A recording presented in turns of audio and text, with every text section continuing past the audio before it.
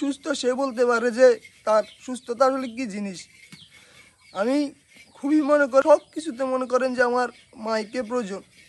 খাওয়া দাওয়া হইতে আমার ডাক্তারে বলছি যে দরকার আমার একটা হাত দিয়ে দেন, তারপরও আমার উঠে চলার রাস্তা থাকুক। আসসালামু আলাইকুম দর্শক, স্বাগত জানাচ্ছি সিপিএন টিভির পক্ষ থেকে। দর্শক, আপনারা জানেন যে আমরা আমাদের সিপিএন টিভির মাধ্যমে খবরের পাশাপাশি প্রতিনিয়ত আপডেট কিছু দেখানোর চেষ্টা করি।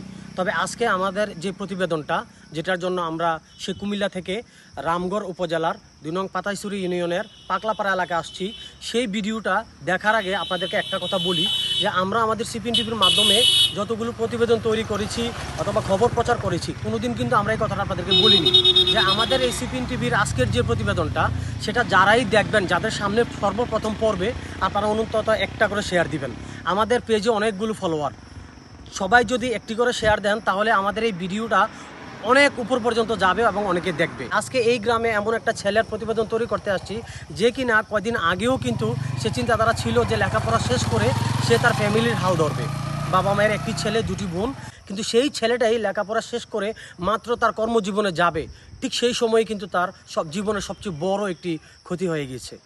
আমরা আরেকটি কথা আপনাদেরকে জানাতে চাই, আমরা যারা স্বাভাবিক মানুষ, আমাদের দেহের প্রতিটা অঙ্গই কিন্তু খুব গুরুত্বপূর্ণ, কিন্তু এই প্রতিটা অঙ্গের মধ্যে যদি একটি অঙ্গ যদি কোনো না কোনোভাবে হারিয়ে যায়, তখন কিন্তু সেই মানুষটাই বুঝতে পারে যে তার জীবনটা আসলে কতটা দুর্বিষহ হয়ে ওঠে। তেমনি একটি গল্প সজীব নামের একটা ছেলে, যে ছেলে মাত্র লেখাপড়া শেষ করে তার বাবার সহযোগিতার জন্য, তার পরিবারের হাল ধরার জন্য ইলেকট্রিশিয়ানের কাজ শিখতে গিয়ে তার দুটি হাতে কিন্তু ইলেকট্রিক শর্টকিট খেয়ে দুটা হাত কেটে ফেলা হয়। আরেকটি কথা আপনাদেরকে বলি যে মা বাবা যে মানুষের জীবনে কতটুকু অমূল্য সম্পদ, সেটা আজকের এই প্রতিবেদনে আপনারা দেখবেন। ওয়ালাইকুম, আমার নাম মোহাম্মদ আল শাহরিয়ার সজীব। আমি গ্রাম পাকলাপাড়া। আমি একজন স্টুডেন্ট ছিলাম।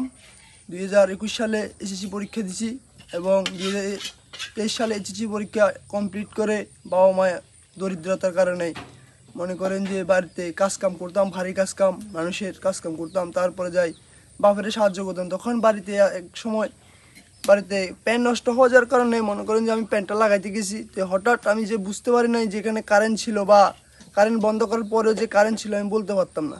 তো তখন আমি হাত দেওয়ার কারণে মনে করেন যে প্রথমে আমার বাম হাতটা লেগে গেছে, তারপর ডাইন হাতটা লেগে গেছে।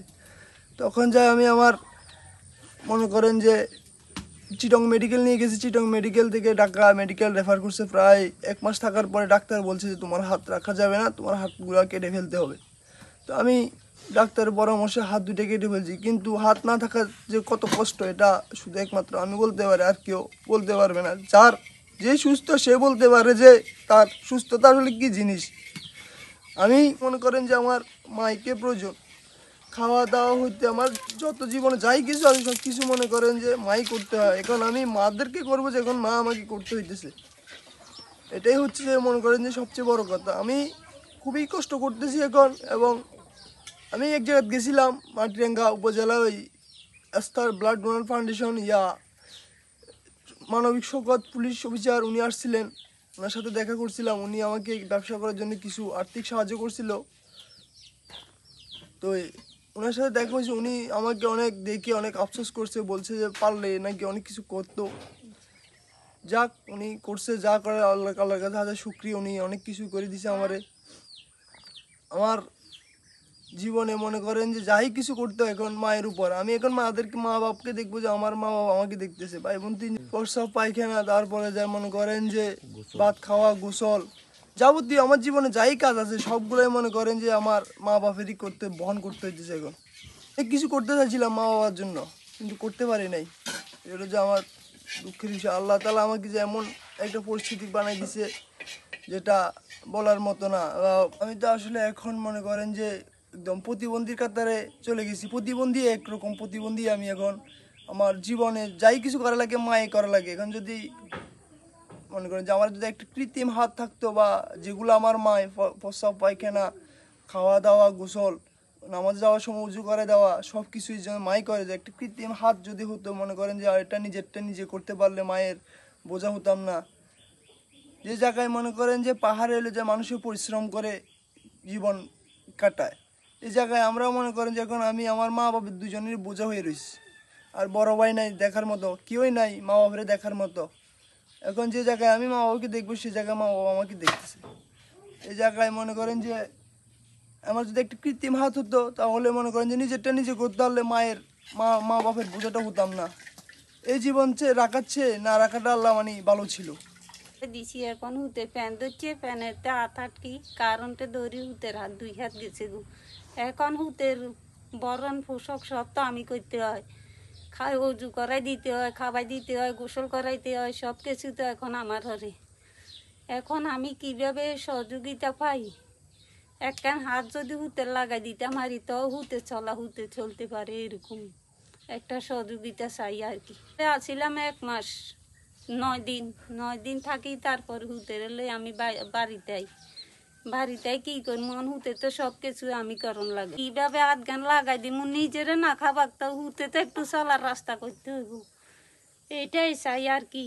আর নাতিদের নেই অবস্থা, ওর নাতি আর মই গেছে গেন, ওর কি অবস্থা, কেনে চলতাম কেনে হিটতাম। আপনারা একটা ব্যবস্থা করি দেন, আর নাতিদের নিজে আঙ্গরে খাবার লাগতো না, নিজে চলি হিরি জন নিজে খাইতে পারে। উনি যে সময় সুস্থ ছিল ওই সময়ও আমাদের পাগলাপাড়া বাইতুল আমান জামে মসজিদে এসে 5 ওয়াক্ত নামাজ পড়তো এবং কি রমজান মাসে এতেকাফে থাকতো। এখন অসুস্থতার কারণে ওনার অনেক সমস্যা, তো আপনারা সবাই ওনাকে সহযোগিতা করবেন, তার জন্য দোয়া করবেন। আগেও যেরকম নামাজ পড়ছে উনি এখনও নামাজ পড়তেছে, অসুস্থ থাকা অবস্থাও মসজিদে এসে 5 ওয়াক্ত নামাজ পড়তেছে। মাটিরাঙ্গা ব্লাড ডোনার আস্থা ফাউন্ডেশনে একটা অনুষ্ঠানেতে মানবিক শোকত পুলিশ অফিসার উনি আসছিলেন। উনি আসার পর আমি এখানে গেছিলাম ওনার কাছে পরামর্শের জন্য। উনি আমাকে বলছে তুমি তোমার সাথে আমি পর কথা বলবো, তুমি এগুলো রাখো, এগুলো তুমি একটা মনে করো যে ব্যবসা প্রতিষ্ঠান চালু করো বা একটা ছোটোখাটো একটা দোকান দাও। তো পরে ওনার কাছ থেকে ওই টাকাটা পাওয়ার পরে আমার একটা মনোবল জাগছে যে আমি কিছু একটা করি। উনি যেন আমাকে দিয়েছে ওনার টাকাটা আমি যেন বৃথা না করি, এই কারণে আমি একটা ছোটোখাটো একটা দোকান দিছি। তার সাথে মনে করেন আমার আব্বু কিছু দিছে, এখন আমি এখানে আসি বসি সব সময় খুলি, তো যা লাগে সে নিয়ে যায় এবং টাকা উনিরা ক্যাশে থুই রাখি যায় এবং নিয়ে যায় ওনারাই। আমার কিছু করতে আমি বসে থাকি, আল্লাহর রহমতে ওনারাই সব কিছু করে, দোকানটা চলে আল্লাহর রহমতে। যিনি দোকানদার উনি হচ্ছে আমার ভাই, বন্ধু লাগে সম্পর্কে। ওনার অ্যাক্সিডেন্টে হাত কাটা গেছে, এমনকি উনি কিছু করতে পারতেছে না। তো আমাদের সহযোগিতা করার দরকার ওনার জন্য।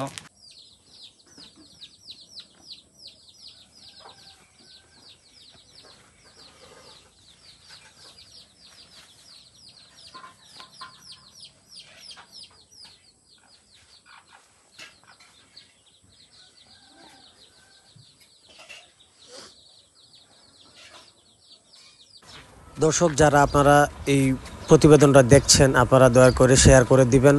সজীবকে যেন অন্তত সবার সহযোগিতায় একটি কৃত্রিম হাত লাগিয়ে দেওয়ার মতো সামর্থ্য হয়। সবাই সবার জায়গা থেকে একটু সহযোগিতা করুন সজীবকে। এখানে মোবাইল নাম্বার দেওয়া আছে, আপনারা যোগাযোগ করে সজীবকে আর্থিকভাবে সহায়তা করার অনুরোধ রইল।